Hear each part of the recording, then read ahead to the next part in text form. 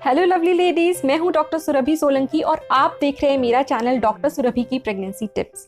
Pregnancy में वो moment बहुत ही एक्साइटिंग होता है जब पहली बार बेबी का मूवमेंट फील होता है, लेकिन इसकी सिर्फ इतनी ही सिग्निफिकेंस नहीं है कि ये मन को अच्छा लगता है।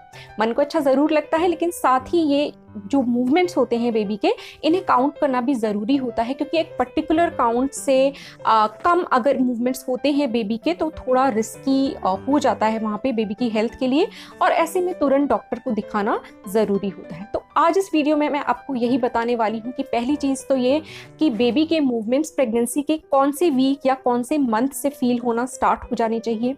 अगली चीज़ ये जो कि बहुत इंपॉर्टेंट है कि बेबी के जो मूवमेंट्स होते हैं वो कितनी बार होने चाहिए दिन में, और अगर उतनी बार नहीं होते हैं तो फिर आपको थोड़ा कॉशियस रहना पड़ता है और डॉक्टर के पास ज़रूर जाना वहाँ पे पड़ता है। तो चलिए वीडियो को शुरू करते हैं बिना किसी देरी के। प्रेगनेंसी की पहली तिमाही में बेबी बहुत ही छोटा होता है आपका, तो आप उसके मूवमेंट्स नहीं फील कर सकते। वो बहुत ही पेल्विक एरिया में, यूट्रस भी तब तक इतना ग्रो नहीं किया हुआ होता है। तो फर्स्ट ट्राइमेस्टर में यानी कि पहले 12 हफ्ते में बिल्कुल भी कोई भी मूवमेंट आपको बेबी का फील नहीं होगा। फिर जैसे जैसे सेकेंड ट्राइमेस्टर आता है तो उसमें भी नॉर्मली ज़्यादातर जो महिलाओं को मूवमेंट फील होने लगता है बेबी का, वो 20th वीक से होने लगता है, यानी कि करीब 5वां महीना जब आपका स्टार्ट होता है प्रेगनेंसी का, तब से महिलाओं को मूवमेंट जो है बच्चे का वो महसूस होने लगता है। यहाँ मैं आपको क्लियर कर दूं कि ज़रूरी नहीं है कि 20वें हफ्ते से ही हर महिला को जो मूवमेंट है बेबी का वो महसूस होने लगे। इसमें थोड़े हफ्ते, 1-2 हफ्ते आगे पीछे हो सकता है। जैसे कि जो महिलाएं पहली बार प्रेग्नेंट हैं उनमें जनरली देखा गया है कि वो थोड़ा देर से रिकॉग्नाइज कर पाती हैं बेबी के मूवमेंट्स। जिन महिलाओं ने पहले भी बेबी को डिलीवर किया है, पहले प्रेग्नेंट रह चुकी हैं, वो थोड़ा जल्दी महसूस करने लग जाती हैं बेबी के मूवमेंट्स। तो एक तो ये फैक्टर होता है कि आप कि पहले प्रेगनेंसी हो चुकी है कि नहीं, इस पे डिपेंड करता है। दूसरा थोड़ा इस पे भी डिपेंड करता है कि आपका वेट कितना है। अगर थोड़ा आपका वेट ज़्यादा है और एब्डोमेन में फैट ज़्यादा है तो उस कंडीशन में भी थोड़ा मूवमेंट्स जो होते हैं बेबी को आपको देर से महसूस होना स्टार्ट होते हैं, तो ये नॉर्मल है। इसके अलावा जो प्लेसेंटा होता है, अगर वो आगे की तरफ यूट्रस में अटैच्ड होता है तो उस कंडीशन में भी थोड़ा जो बेबी के मूवमेंट्स होते हैं वो थोड़ा देर से महसूस होना स्टार्ट होते हैं। तो ये डिपेंड करता है। अब मैंने आपको रफली आइडिया देने के लिए बताया है कि नॉर्मली अगर हम एवरेज निकालें तो महिलाओं को 20th वीक से मूवमेंट महसूस होना स्टार्ट हो जाता है, लेकिन इसकी जो नॉर्मल रेंज है वो 16th वीक से लेके 22 वीक्स तक है।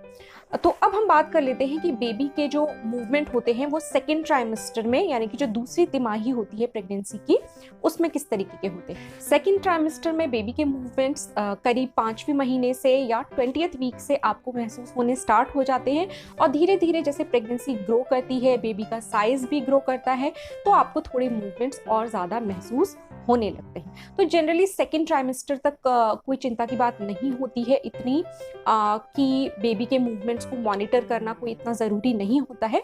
लेकिन जब आपका थर्ड ट्राइमेस्टर स्टार्ट हो जाता है, यानी कि 7वां महीना लग जाता है, तो डॉक्टर्स चाहेंगे कि आप रोज़ अपने बेबी के जो मूवमेंट्स हैं उन्हें ऑब्जर्व ज़रूर करें। तो 7वां महीना मतलब कि 28th वीक ऑफ प्रेगनेंसी से आपको डेली अपने बेबी के जो मूवमेंट हैं उनको थोड़ा सा नोटिस करना या ऑब्जर्व करना ज़रूरी होता है, काउंट करना ज़रूरी होता है फीटल मूवमेंट्स को।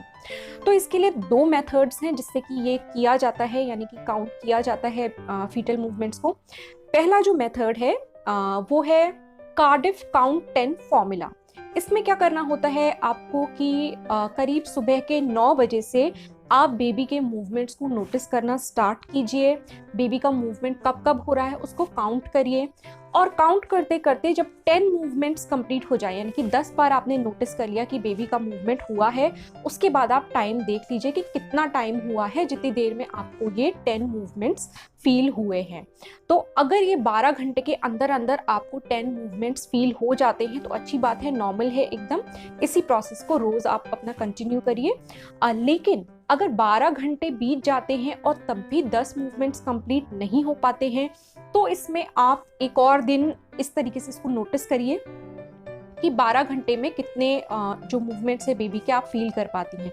अगर अगले दिन भी ऐसा ही होता है, रिपीट होता है कि बेबी का मूवमेंट जो है वो 10 टाइम्स से कम रहता है, तो उस कंडीशन में फिर आपको डॉक्टर के पास तुरंत जाना चाहिए। डॉक्टर्स की इसमें आपको यही एडवाइस रहती है कि अगले दिन का भी इंतज़ार ना करिए, और उसी दिन जब आपको ये महसूस हो रहा है कि बेबी का मूवमेंट कम हो रहा है तो डॉक्टर के पास आप ज़रूर जाइए वहाँ पे। इसके अलावा जो 12 घंटे अगर हैं जिसमें कि आपने ऑब्जर्व किया और आपको एक भी मूवमेंट नहीं फील हुआ है बेबी का, 12 आवर्स कंप्लीट हो गए हैं, तो ऐसे में भी तुरंत आपको अपने डॉक्टर के पास जाना है, और ये बहुत ज़रूरी होता है। तो अब दूसरे मेथड की बात कर लें, ये तो था कार्डिफ काउंट 10 फॉर्मूला। अब नेक्स्ट मेथड होता है डेली फीटल मूवमेंट काउंट, यानी कि DFMC उसको शॉर्ट फॉर्म में कहा जाता है। तो ये थोड़ा एक अलग मेथड होता है बेबी के मूवमेंट्स को काउंट करने का। इसमें आपको क्या करना होता है कि सुबह, दोपहर, शाम 1-1 घंटा देना होता है बेबी के मूवमेंट को काउंट करने के लिए। तो सुबह ब्रेकफास्ट के बाद बेस्ट टाइम रहता है, जब भी आप नाश्ता करें उसके बाद 1 घंटे के लिए आप थोड़ा रेस्ट करिए, लेफ्ट लेटरल पोजीशन में लेट जाइए, यानी कि अपनी लेफ्ट करवट से लेटिए, रिलैक्स करिए। टीवी नहीं देखना है, कुछ और टाइम पास नहीं करना है, सिंपली अपने बेबी के मूवमेंट्स पर कॉन्सेंट्रेट करना है। तो इस तरीके से आप लेट जाइए 1 घंटे के लिए और बेबी के मूवमेंट्स को काउंट करिए। फिर इसी तरह दोपहर में जब आप लंच कर लें उसके बाद आप फिर इसी तरीके से रेस्ट करिए, लेफ्ट लेटरल पोजीशन में लेट के, और बेबी के मूवमेंट्स को काउंट करिए। फिर डिनर के बाद 1 घंटा आप इसी तरीके से इस प्रोसेस को रिपीट करिए। 1 घंटे में अपने बेबी के जो मूवमेंट्स हैं उनको ऑब्जर्व करिए। अब फिर क्या करते हैं, जितने भी आपको मूवमेंट्स महसूस हुए हैं उसको क्या किया जाता है, उसको एड अप कर दिया जाता है, और ऐड करने के बाद यानी कि 3 घंटे के मूवमेंट्स आपको मिल गए, अब इसको 4 से मल्टीप्लाई कर देते हैं। अगर ये 10 से कम आता है, यानी कि 12 आवर्स में हमने रफली आइडिया लगा लिया कि कितने मूवमेंट्स होते हैं, अगर अगेन ये 10 से कम आता है तो वहाँ रिस्क है। उस कंडीशन में एक और दिन आप इस तरीके से ऑब्जर्व करिए। अगर फिर से कम आ रहा है तो उस कंडीशन में आपको अपने डॉक्टर को तुरंत वहाँ पे दिखाना है। इसके अलावा अगर 1 घंटे में 3 मूवमेंट से कम हो रहे हैं, यानी कि एटलीस्ट 1 घंटे में आपको 3 मूवमेंट्स फील होने चाहिए, अगर इससे कम आप कर रही हैं बेबी के मूवमेंट्स, तो उस कंडीशन में भी आप तुरंत अपने डॉक्टर से जाके कंसल्ट करिए। देखिए, इसमें इसलिए ज़रूरी होता है क्योंकि बेबी अगर मूव नहीं कर पा रहा है, और स्पेशली जैसे कि मैंने आपको बताया कि अगर 12 घंटे में भी आपको कोई मूवमेंट नहीं महसूस हो रहा है, तो आपको तुरंत ही डॉक्टर को दिखाना है। वहाँ पे डॉक्टर्स जो बेबी का हार्ट रेट है उसको मॉनिटर करते हैं, बेबी के जो मूवमेंट्स होते हैं उनको भी मॉनिटर करते हैं साथ में। तो ये जो टेस्ट होता है इसको नॉन स्ट्रेस टेस्ट कहते हैं, यानी कि NST। NST में देखा जाता है, अगर NST में बेबी के मूवमेंट्स जब हो रहे हैं, डॉक्टर्स ऑब्जर्व उसको करते हैं, और साथ में बेबी का जो हार्ट रेट है वो बढ़ रहा है उस टाइम पे जिस वक्त मूवमेंट्स हो रहे हैं, तो इसको एक अच्छा साइन माना जाता है कि ये बेबी हेल्दी है, बेबी को कोई प्रॉब्लम नहीं है। देखिए, घबराने की बात नहीं है कि अगर आपको मूवमेंट्स कम महसूस हो रहे हैं तो पैनिक मत कीजिए, लेकिन कॉशियस होना जरूरी, क्योंकि देखिए मूवमेंट्स कम होने के और भी कारण हो सकते हैं। हो सकता है बेबी उस टाइम पे सो रहा हो, क्योंकि आपके बेबी का भी एक सोने जगने का पैटर्न होता है आपके वूम्ब में। तो कभी कभी जब आप एक्टिव होती हैं तब हो सकता है बेबी सो रहा हो उस वक्त, तो इस तरीके की चीज़ें हो सकती हैं, तो जिसकी वजह से आपको हो सकता है कि मूवमेंट थोड़ा कम महसूस हो। लेकिन अगर कम महसूस हो रहा है तो उसको इग्नोर भी नहीं करना चाहिए और कॉशियस रहना चाहिए, इसलिए डॉक्टर को ज़रूर दिखाना चाहिए। अब इसके साथ एक और चीज़ मैं आपको बता दूं कि बेबी के मूवमेंट्स जो सारे दिन होते हैं वो एक से नहीं होते हैं।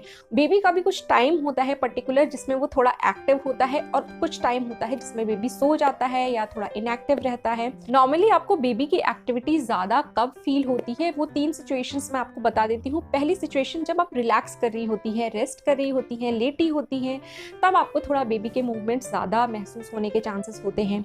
दूसरी चीज़, अगर आपने कुछ खाया है या कुछ मीठा लिया है या जूस पिया है, तो इस टाइप का अगर आपने कुछ इनटेक लिया है जिससे आपके ब्लड में ग्लूकोज का लेवल बढ़ता है, तो बेबी को भी उससे एनर्जी मिलती है और बेबी का भी मूवमेंट उस टाइम पे थोड़ा बढ़ा हुआ महसूस होने के चांसेस होते हैं। इसीलिए जो डेली फीटल मूवमेंट काउंट होता है उसके लिए आपको ये एडवाइस दी गई है कि आप ब्रेकफास्ट, लंच और डिनर के बाद उसको काउंट करें, क्योंकि तब आपका एनर्जी लेवल अच्छा रहता है, फूड आपने लिया होता है तो बेबी को एनर्जी मिलती है, उसका मूवमेंट भी थोड़ा ज़्यादा होता है। होता है। तीसरी कंडीशन जब बेबी का मूवमेंट थोड़ा सा ज़्यादा हो सकता है, वो ये है कि जब आप नर्वस होती हैं। जब आप नर्वस होती हैं तो एड्रेनलिन जो है वो बढ़ जाता है आपकी बॉडी में, और उसकी वजह से बेबी का भी मूवमेंट थोड़ा बढ़ जाता है। तो ये कुछ कंडीशंस होती हैं जिनमें कि बेबी का मूवमेंट बढ़ जाता है। तो इस तरीके से अगर आप प्रेग्नेंट हैं तो अपने बेबी के मूवमेंट्स को ज़रूर महसूस करने की कोशिश करिए, लेकिन 5वें महीने से पहले कोई ज़रूरत नहीं है इसकी चिंता करने की। 5वें महीने के बाद आपको मूवमेंट फील होना स्टार्ट हो जाएगा। इसकी रेगुलर जो मॉनिटरिंग करना ज़रूरी होता है वो 7वें महीने के बाद से होता है, यानी कि जो 28th वीक होता है प्रेगनेंसी का, तब से फिर आपको डेली जो फीटल मूवमेंट का काउंट होता है वो रखना चाहिए, क्योंकि ये आपके बेबी की वेलबींग के लिए, ये पता करने के लिए कि आपका बेबी वूम में सुरक्षित है, ठीक है, स्वस्थ है, ये जानने के लिए बहुत ज़रूरी होता है। तो होपफुली आज का वीडियो आपको कुछ काम का लगा होगा। अगर अच्छा लगा है तो वीडियो को लाइक कीजिए और मेरे चैनल को सब्सक्राइब कीजिए। मैं आपसे मिलूंगी अपने अगले वीडियो में, तब तक के लिए अपना ख्याल रखिए।